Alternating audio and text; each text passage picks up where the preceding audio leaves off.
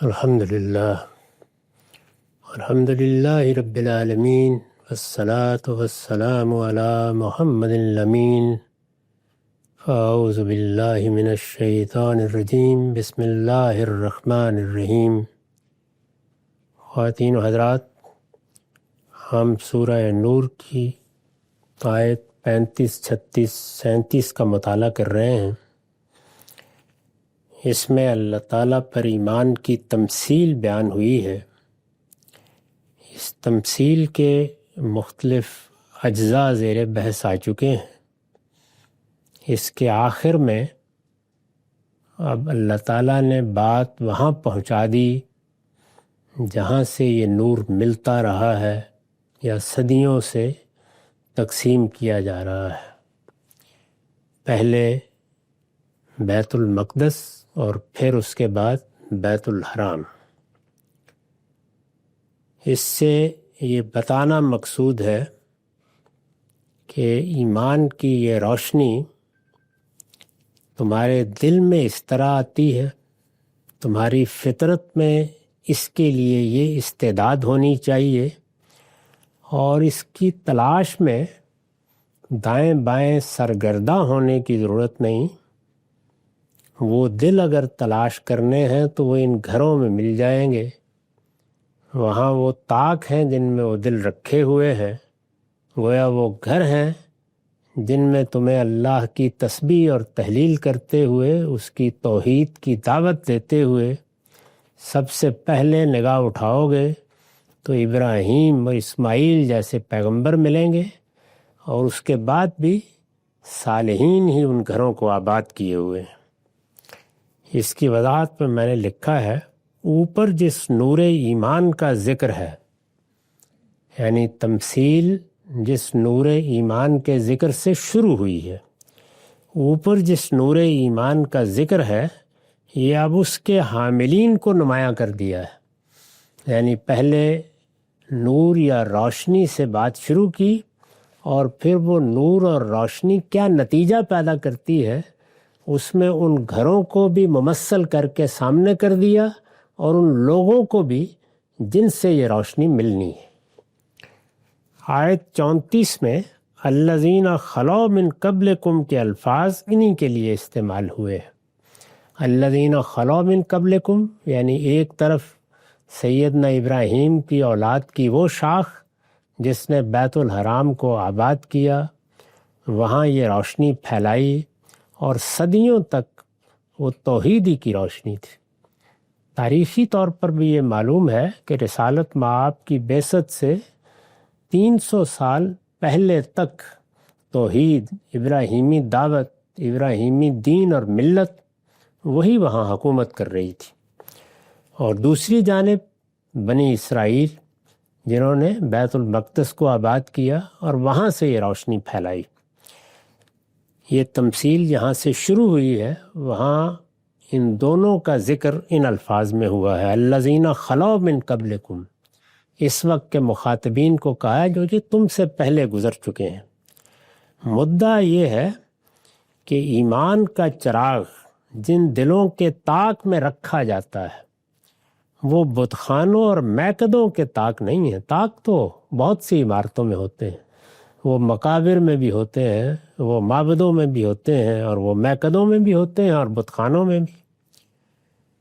مدعا یہ ہے کہ ایمان کا چراغ جن دلوں کے طاق میں رکھا جاتا ہے وہ بت خانوں اور میکدوں کے طاق نہیں ہیں، بلکہ اللہ کے معابد کے طاق ہیں، اللہ کی مساجد کے طاق ہیں۔ چنانچہ جن کے یہ دل ہیں وہ بھی ہر جگہ نہیں ملتے، ان کے ملنے کی جگہ بھی خدا کی مسجدیں اور اس کے معابد ہیں۔ اور اس میں جس طرح کہ عرض کیا، الفاظ ایسے استعمال کیے ہیں کہ ایک نہایت بلیغ اشارہ دونوں معابد کی طرف ہو گیا ہے۔ یعنی ان الفاظ میں بتا دیا کہ اذن اللہ ان ترفع، جو اللہ کے حکم سے تعمیر کیے گئے۔ یہ مؤثر کی وضاحت کے بعد گویا اثر کا بیان ہے کہ نور ایمان سے جب دل روشن ہو جاتے ہیں تو صرف علم ہی نہیں، انسان کا عمل بھی اسی نور کے سانچے میں ڈھل جاتا ہے۔ پیغمبروں کے ہاں پھر وہ سیرت و کردار بھی ہمارے لیے نمونہ بنتے ہیں، اسوہ بنتے ہیں، جو اس نور کے سانچے میں ڈھلے ہوئے ہوتے ہیں، اور خدا کے قائم کیے ہوئے یہ معابد، یہ عبادت گاہیں اس کے ان بندوں سے آباد ہو جاتے ہیں جن کو چشم فلک صدیوں سے یہاں رکوع و سجود کرتے ہوئے دیکھ رہی ہے، بیت المقدس میں بھی اور بیت اللہ میں بھی۔ اس میں ظاہر ہے کہ مخاطبین کے لیے یہ معزت ہے کہ وہ بھی علم و عمل کی یہی پاکیزگی حاصل کرنے کی صحیح کریں، یعنی ان کو نمونہ بنائیں جنہوں نے یہ گھر آباد کیے تھے، ان کو نمونہ بنائیں جنہوں نے ان گھروں میں خدا کی دعوت دی، اس کے نور کو پھیلایا۔ ان کے صالحین اسلاف کی یہ تمثیل اسی مقصد سے بیان کی گئی ہے، یعنی گویا یوں سمجھیے کہ بات کو مجردات سے شروع کر کے پھر حقیقت سے متعلق کر دیا ہے، بتا دیا ہے کہ اگر تم اس روشنی کو حاصل کرنا چاہتے ہو، یہ ایمان کی روشنی، تو ان کے مراکز کہاں کہاں ہیں وہاں سے تم کو مل جائے گی۔ یہی روشنی ہے جو اس وقت بیت الحرام کے ذریعے سے پوری دنیا کو منتقل ہوئی اور اس وقت قرآن مجید کی صورت میں ہمارے سامنے موجود ہے۔ تو ارشاد فرمایا کہ اس کی تاریخ پر نگاہ ڈال کے دیکھ لو، اور اس دوسرے گھر کی تاریخ پر بھی۔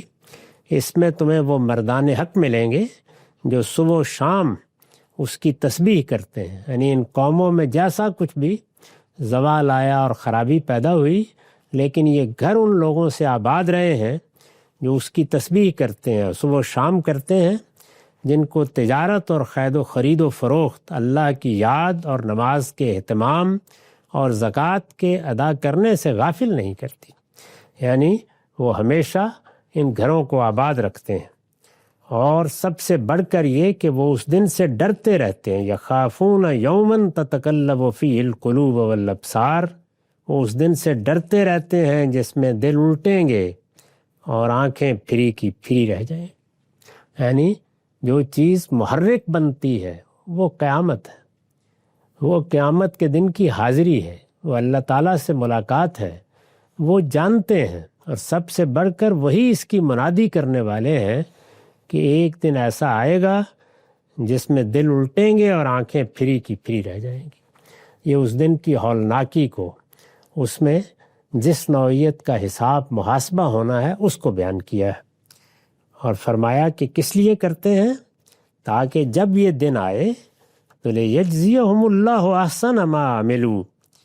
اللہ ان کے عمل کا بہترین بدلہ انہیں دے۔ اس لیے کرتے ہیں کہ وَيَزِيدَهُم مِّن فَضْلِهِ، اور ان کو اپنے فضل سے مزید نوازے۔ وَاللَّهُ يَرْزُقُ مَن يَشَاءُ بغیر حساب، اللہ جس کو چاہے گا بے حساب عطا فرمائے گا، یعنی عنایت کرم یہ اسی کا ہے، وہی نوازش کرتا ہے، اور وہ اللہ اس کائنات کا پروردگار جس پر رحمتیں کرتا ہے، اپنا کرم جس کے لیے عام کر دیتا ہے، جس پر اپنی عنایتوں کے ساتھ متوجہ ہوتا ہے، تو پھر بے حساب ہوتا ہے۔ اس میں ترغیب دی ہے کہ اگر ہدایت پانے کے لیے آؤ گے، ہدایت کا رزق حاصل کرنے کے لیے آؤ گے، اس نور کی تلاش میں آؤ گے اور ان گھروں کا قصد کرو گے، تو اطمینان رکھو وہ بے حساب عطا فرمائے گا، اور اس میں کوئی شبہ ہی نہیں ہے۔ اور قرآن مجید نے اس کو جگہ جگہ واضح کیا ہے کہ ہدایت کی دعا اگر فی الواقع سچی طلب کے ساتھ مانگی جائے تو کبھی رد نہیں ہوتی، اور جن کو اس ہدایت میں مزید کی ضرورت ہوتی ہے، خواہش ہوتی ہے، وہ اللہ کے ساتھ گہرا تعلق پیدا کرنا چاہتے ہیں، اس کی معرفت میں ترقی کرنا چاہتے ہیں، وہ بے حساب نوازتا چلا جاتا ہے۔ یہ مقصد بیان کیا، اس پر میں نے لکھا ہے اصل میں لیجزیہم اللہ احسن ما عملوا کے الفاظ آئے ہیں، ان میں لام علت نہیں ہے، بلکہ وہ لام ہے جو کسی فعل کے ثمرے اور نتیجے کو بیان کرنے کے لیے آتا ہے، یعنی یہ بتایا ہے کہ اس کا نتیجہ یہ نکلتا ہے۔ وہ جب اللہ کو یاد کرتے ہیں، اس کی یاد دہانی کرتے ہیں، اس کی تسبیح کرتے ہیں، اس کی تحلیل کرتے ہیں، اور ان گھروں کو اپنا مرکز بناتے ہیں، ان کا رخ اس جانب ہوتا ہے۔ یہ دیکھ لیجئے کہ ہماری نمازوں میں ہمارا رخ 5 وقت ادھر ہی ہوتا ہے۔ ہر مسلمان اگر اللہ کے ساتھ سچی محبت رکھتا ہو تو اس کی خواہش ہوتی ہے کہ وہ جائے وہاں، اور ان مراکز سے جا کر وہ روحانی تسکین حاصل کرے جس کے لیے وہ مراکز بنائے گئے ہیں۔ تو اس طرح سے گویا پوری دنیا کے لیے، جیسے کہ علامہ اقبال نے ایک تعبیر اختیار کی ہے کہ بیت اللہ ایک مرکز محسوس کی صورت اختیار کر گیا ہے، تو ہمارے لیے گویا وہ ملت کے لحاظ سے اس پوری ملت کا دل ہے۔ اس میں تمثیل میں یہ بیان کیا گیا کہ اس نور کے لیے اسی جانب رخ کرنا پڑے گا، اسی جانب یعنی جو روشنی وہاں سے نکلی ہے، جو ہدایت وہاں سے عام ہوئی ہے، اور جو ہمارے پاس محمد الرسول اللہ صلی اللہ علیہ وسلم کی تعلیمات اور اس قرآن کی صورت پہ موجود ہے۔ یہ تو ایمان کی روشنی کی تمثیل تھی۔ اب ایمان کے مقابل میں کیا چیز ہے؟ کفر، یعنی آدمی ماننے سے انکار کر دے، پیغمبروں کی دعوت آئے اور وہ اس کو رد کر دے۔ پیچھے بیان ہو گیا ہے کہ اللہ تعالیٰ ایمان کی یہ روشنی، یعنی جو پیغمبر ایمان کی دعوت لے کے آتے ہیں، ایمان کی یہ روشنی ان لوگوں کو عطا کرتا ہے جنہوں نے اس روشنی کی قدر کی ہوتی ہے جو ان کے اندر ودیت کر کے اللہ پروردگار عالم نے ان کو پیدا کیا ہے۔ پیچھے یہ بتا دیا ہے، اور یہ بھی بتا دیا ہے کہ اس روشنی کے لیے دائیں بائیں سرگرداں ہونے کی ضرورت نہیں ہے۔ اللہ تعالیٰ نے وہ گھر جو اپنے حکم سے بنائے، آج بھی اسی کی نسبت سے دنیا میں پہچانے جاتے ہیں، وہ گھر جن کی پوری تاریخ محفوظ ہے، وہی گھر ہیں جن سے یہ روشنی پھر پھیلتی ہے۔ اور اگر تم نے اپنے دل میں جو روشنی دی گئی تھی اس کی قدر کی ہے تو پھر یہ روشنی بے حساب ملتی ہے۔ یہاں تک بات پہنچ گئی تھی۔ ارشاد ہوا کہ والذین کفروا، اس کے برخلاف جو لوگ اس روشنی کے منکر ہیں، اس کے بعد تو کوئی گنجائش ہی نہیں رہ گئی کہ آدمی کسی اور جانب نگاہ کرے، خود بتا دیا ہے کہ یہ ایمان کی روشنی کی تمثیل ہے۔ اس کے برخلاف جو لوگ اس روشنی کے منکر ہیں، ان کے اعمال کی تمثیل یہ ہے۔ اب ایک دوسری مثال بیان کی کہ انسان اگر اس روشنی کو قبول نہیں کرتا، اس کو رد کر دیتا ہے، تو اس کی مثال کیسے ہے؟ جو قبول کرتے ہیں ان کے لیے مثال تھی کہ ان کے دل پھر ایک چراغ کے طاق بن جاتے ہیں۔ وہ چراغ شیشے میں محفوظ ہوتا ہے، اس چراغ کا شیشہ ایسا شفاف ہوتا ہے کہ گویا چمکتا ہوا تارا ہے، اس میں زیتون کا تیل پڑتا ہے، اور زیتون کا تیل بھی اس درخت کا جو باغ کے وسط میں اگتا اور نہایت شاداب ہوتا ہے، اور جس کا تیل آگ چھوئے بغیر ہی بھڑک اٹھتا ہے۔ وہ پوری تمثیل جب خاتمے کو پہنچی تو اب اس کے مخالف وہ لوگ جو اس روشنی کو قبول نہیں کرتے، ان کی مثال بیان کی۔ میں نے لکھا ہے اس سے مزید واضح ہوا کہ اوپر کی تمثیل میں روشنی سے ایمان کی روشنی ہی مراد ہے، یعنی جن لوگوں نے اس کو اللہ تعالیٰ کس چیز سے بنا ہوا ہے بنا دیا ہے، انہوں نے سخت بے ذوقی کا ثبوت دیا ہے۔ یہ ایمان کی روشنی کی تمثیل تھی۔ استاذ امام لکھتے ہیں اہل ایمان کی تمثیل میں پہلے مؤثر یعنی ایمان کو نمایاں فرمایا تھا، وہاں روشنی سے بات شروع کی تھی اور پھر دلوں تک آئی تھی۔ یہاں دلوں کے حاملین سے بات شروع کی ہے اور پھر روشنی جب ختم ہو جاتی ہے تو کیا ہوتا ہے۔ اس کے بعد اثر یعنی عمل کو، اور اہل کفر کی تمثیل میں پہلے اثر کو نمایاں فرمایا ہے، اس کے بعد مؤثر کو، یعنی یہاں ترتیب الٹ دی ہے۔ اس کی وجہ یہ ہے کہ ایمان ایک گہری حقیقت ہے جس کی جڑیں انسانی فطرت کے اعماق کے اندر اتری ہوئی ہوتی ہیں۔ ایمان اگر محض مسلمانوں کے گھر پیدا ہونے کی وجہ سے نہیں آیا، وہ شعوری ایمان ہے، یا پیدا تو ہوئے لیکن پھر اپنے فکر سے صحیح بات کی طرف رجوع کے نتیجے میں وہ ایمان شعوری ایمان بن گیا ہے، تو اس کی جڑیں بہت اندر اتری ہوئی ہوتی ہیں۔ ایمان ایک گہری حقیقت ہے جس کی جڑیں انسانی فطرت کے اعماق کے اندر اتری ہوئی ہوتی ہیں، اور در حقیقت اسی کے بابرکت اثرات و ثمرات ہوتے ہیں جو زندگی کے اعمال و اخلاق نمایاں ہوتے ہیں، یعنی انسان کا پورا وجود پھر اس ایمان کا نمونہ بن جاتا ہے۔ اس کے برعکس کفر گھورے پر اگے ہوئے ایک درخت کی مانند ہوتا ہے۔ جیسے کسی جگہ کوڑا کرکٹ جمع ہوتا ہے تو وہاں بھی کوئی درخت اگ پڑتے ہیں، جس کے زہریلے پھل تو اعمال و کردار کی صورت میں سامنے ہوتے ہیں، لیکن فطرت کے اندر اس کی کوئی جڑ نہیں ہوتی جس کو نمایاں کرنے کی ضرورت ہو۔ وہاں یہ بتانا ضروری تھا کہ جڑ سے یہ درخت، یہ شاداب درخت کس طرح پھوٹتا ہے، ایمان کا درخت۔ یہاں پر گھورے پر اگے ہوا ایک پودا ہے، اس کی تمثیل ہے۔ اس کے برخلاف جو لوگ اس روشنی کے منکر ہیں، ان کے اعمال کی تمثیل یہ ہے کسراب بقیۃ، اعمالہم کسراب بقیۃ یحسبہ الزمان ماء، جیسے چٹیل صحرا ہو۔ یعنی انسان ایک ایسے صحرا میں چل رہا ہے جس میں دور دور تک کوئی سبزہ نہیں ہے، کوئی نخلستان نہیں ہے، کوئی پانی نہیں ہے۔ کسراب بقیۃ، وہ لوگ جو اس روشنی کے منکر ہیں، یعنی جنہوں نے کفر اختیار کر لیا ہے، جانتے بوجھتے کفر اختیار کر لیا ہے، ان کے اعمال کی تمثیل یہ ہے جیسے چٹیل صحرا، اور اس چٹیل صحرا میں سراب ہے۔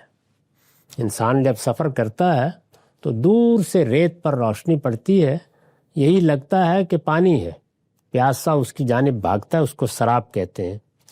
ان کے اعمال کی تمثیل یہ ہے کہ سراب بقیہ، جیسے چٹیل صحرا میں سراب، یحسبہ الزمان ماء، جس کو پیاسا پانی گمان کرے۔ سفر کر رہا ہے، ظاہر ہے سب سفر ہی کر رہے ہیں، ایمان کی تلاش کرنے والے بھی سفر ہی کر رہے ہیں، اور کفر اختیار کر کے زندگی بسر کرنے والے بھی سفر ہی کر رہے ہیں۔ تو جو کفر اختیار کر کے روشنی کے منکر ہو کر، پیغمبروں نے جس روشنی سے لوگوں کو متعارف کرایا ہے اس کا انکار کر کے جو لوگ اس زندگی کے سفر میں سرگرداں ہیں، ان کی مثال ایسے ہے جیسے سامنے سراب ہے، چٹیل صحرا میں سراب، جس کو پیاسا پانی گمان کرے۔ یحسبہ الزمان ماء حتی اذا جاءہ لم یجدہ شیئا، اور وہ خیال کرے کہ یہاں سے مجھے روشنی مل جائے گی، یہاں سے روشنی مل جائے گی، یہ فلسفہ مجھے روشنی دے دے گا، یہ سائنس مجھے روشنی دے دے گی، یہ جدید ریاستیں مجھ کو روشنی دے دیں گی۔ شیطان نے جتنی چیزوں کو مزین کر کے اس کے گرد و پیش بکھیر دیا ہے، وہ سب طرف نگاہ دوڑاتا ہے، اس لیے کہ روشنی تو اس کی ضرورت ہے، لیکن اس کی مثال ایسے ہی ہے کہ جیسے سامنے سراب ہو، کبھی ادھر نگاہ ڈالے تو معلوم ہو کہ پانی ہے اور بھاگتا ہوا جائے، لیکن جب جائے تو وہاں کچھ نہ پائے۔ حتی اذا جاءہ لم یجدہ شیئا، یہاں تک کہ جب اس کے پاس آئے تو اسے کچھ نہ پائے۔ ووجد اللہ عندہ، اسی سرگردانی میں، اسی بھاگ دوڑ میں زندگی گزار دے، اور جب موت کے بعد آنکھ کھلے تو وہاں سراب تھا، یہاں سامنے اللہ بیٹھا ہوا ہو۔ یہاں تک کہ جب اس کے پاس آئے تو اسے کچھ نہ پائے، البتہ وہاں اللہ کو پائے، یعنی وہاں سامنے پھر آخر میں یہی ہونا ہے۔ تو یہ قرآن نے تمثیل کا رخ کس خوبی کے ساتھ قیامت کی طرف موڑ دیا ہے۔ میں نے وضاحت کیا، یہاں سے تمثیل کا رخ قرآن نے اپنے خاص اسلوب کے مطابق اس حقیقت کی طرف موڑ دیا ہے جس کی یہ تمثیل ہے۔ چنانچہ حتی اذا جاءہ گویا حتی اذا جاء الکافر اعمالہ یوم القیامہ کے معنی میں ہے، یعنی وہ بھاگتا دوڑتا سرگردانی کرتا، کبھی اس سراب سے سر ٹکراتا، کبھی اس سے، بالآخر کشاں کشاں موت تک پہنچ جاتا ہے، اور جب پھر آنکھ کھلتی ہے تو سامنے خدا کو پاتا ہے۔ اور ضمیر مفعول میں مشبہ بھی یعنی سراب کی رعایت ملحوظ ہے۔ مطلب یہ ہے کہ منکرین یعنی اس روشنی کے منکرین، جنہوں نے اس روشنی کا انکار کر دیا ہے، قیامت کے دن جب اپنے اعمال کے پاس پہنچیں گے، یہ اعمال کی تمثیل تھی، جب اپنے اعمال کے پاس پہنچیں گے، تغودو کرتے رہے، اپنی طرف سے کچھ نیکیاں بھی کرتے رہے، خیر کے کام بھی کرتے رہے، دنیا کو کچھ فائدے بھی پہنچاتے رہے، تو اعمال تو ہر شخص لے کر ہی جا رہا ہے، لیکن جب اپنے اعمال کے پاس پہنچیں گے تو ان کا حال بھی وہی ہوگا جو پیاسے کا سراب کے پاس پہنچنے کے بعد ہوتا ہے۔ یعنی جس چیز کی تغودو کرتے رہے وہ آخر میں بالکل بے معنی ہو جائے گی۔ وہ دیکھیں گے کہ کفر و شرک نے ان کے ہر عمل کو حبم منصورہ کر دیا۔ یعنی سراب سے جس طرح پیاس نہیں بجھتی اور کوئی نتیجہ نہیں نکلتا، بلکہ پیاس اور بڑھتی، مایوسی اپنی آخری حد کو پہنچ جاتی، یہاں تک کہ انسان اپنے آپ ہی کو ختم کر لینے کے درپے ہو جاتا ہے، قیامت میں انہیں اسی صورتحال کا سامنا کرنا پڑے گا۔ اور بظاہر جن چیزوں کو وہ نیکی سمجھتے تھے وہ بھی دیکھیں گے کہ بالکل بے وزن ہو چکی ہیں۔ ان کے اعمال کی جگہ ان کے سامنے وہاں ان کا پروردگار ہوگا جو پلک جھپکتے میں ان کا سب حساب چکا دے۔ تو تمثیل کو یہاں پہنچا دیا، فرمایا ان کے اعمال کی تمثیل یہ ہے کہ جیسے چٹیل صحرا میں سراب جس کو پیاسا پانی گمان کرے، یہاں تک کہ جب اس کے پاس آئے تو اسے کچھ نہ پائے، البتہ وہاں اللہ کو پائے، پھر وہ اس کا حساب پورا چکا دے، اور اللہ کو حساب چکاتے کبھی دیر نہیں لگتی۔ حتیٰ اذا جاءہ لم یجدہ شیئا ووجد اللہ عندہ فوفاہ حسابا واللہ سریع الحساب۔ یہ ایک تمثیل بیان کی، یعنی سراب، پیاسا اس کے پیچھے بھاگتا ہے، یہ دنیا اس کے لیے ایسا ہی سراب بن جاتی ہے، اور پھر جب آنکھ کھلتی ہے تو معلوم ہوتا ہے کہ جس روشنی کی میں نے قدر نہیں کی تھی اس روشنی کا منبع وہ سامنے موجود ہے، اور وہاں حساب چکاتے اس کو دیر نہیں لگتی۔ دوسری تمثیل سے وہی بات سمجھائی کہ اگر اس سے بات نہیں واضح ہوئی تو مزید سنو، او کظلمات فی بحر اللجی یغشاہ موج من فوقہ موج من فوقہ سحاب، یا اس طرح سمجھو جیسے صحرا میں نہیں تو ایک گہرے سمندر میں ہو۔ یعنی صحرا میں بھی انسان کے لیے منزل آسان نہیں ہوتی، وہاں سراب قدم قدم پر دھوکہ دیتے ہیں، اور گہرے سمندر میں اب تصویر کھینچی ہے، جیسے وہاں سراب کی تصویر تھی، یا جیسے ایک گہرے سمندر میں اندھیرے کہ جس کو موج کے اوپر موج ڈھانک رہی ہو، یعنی ایک تو خود سمندر کے اندر تاریکی، موجیں اٹھ رہی ہیں اور وہ اس اندھیرے کو اور بڑھا رہی ہیں، اور اگر کبھی سر اوپر آئے تو انسان سوچے کہ کہیں روشنی ملے گی لیکن اوپر سے بادل چھائے ہوئے ہو، یعنی یہ تصویر ہوگی۔ او کظلمات فی بحر اللجی یغشاہ موج من فوقہ موج من فوقہ سحاب، یا جیسے ایک گہرے سمندر میں اندھیرے کہ جس کو موج کے اوپر موج ڈھانک رہی ہو، اوپر سے بادل چھائے ہوئے ہوں۔ ظلمات بعضها فوق بعض، غرض یہ کہ اوپر تلے اندھیرے ہی اندھیرے، وہاں کیا تھا؟ نور علی نور، روشنی پر روشنی، یہاں فرمایا اندھیرے ہی اندھیرے، اتنے اندھیرے کہ اذا اخرج یدہ لم یکد یرا، جب کوئی اپنا ہاتھ نکالے تو اس کو بھی نہ دیکھ پائے۔ یہ اس ذہنی تاریکی کی تمثیل ہے جو بظاہر آنکھیں کھول کے دنیا میں زندگی بسر کرتے لوگوں کے باطن میں جھانک کر دیکھیں تو مل جائے گی۔